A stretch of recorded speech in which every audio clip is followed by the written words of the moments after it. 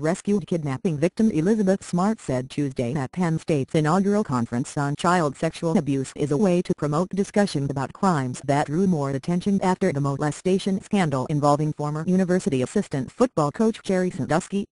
Smart, after recounting her sexual abuse by a kidnapper during months of captivity at age 14 starting in 2002, called the conference an incredible opportunity to not only change the community but change the nation, to change how we do things, how we look at victims and how we work around them.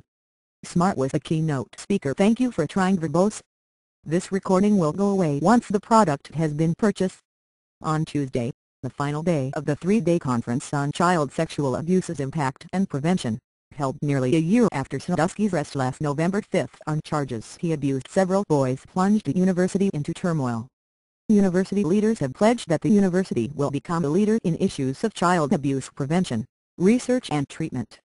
The conference was sold out, with 500 registered attendees, but about 70 people didn't show up with the superstorm wreaking havoc on East Coast travel. The university plans to hold the conference annually, President Rodney Erickson said in thanking attendees. Thank you for trying verbose.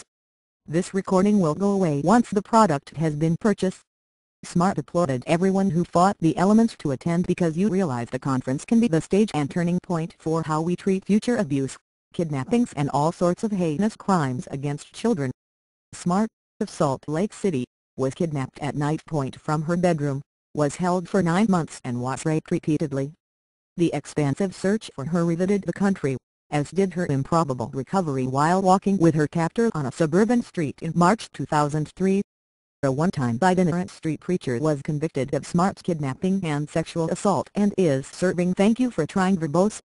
This recording will go away once the product has been purchased. A life prison sentence.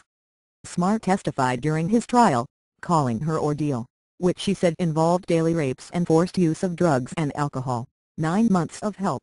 Since her rescue, Smart has become involved in advocacy work including the formation of the Elizabeth Smart Foundation, which focuses on protecting and educating children from falling victim to violent and sexual crimes.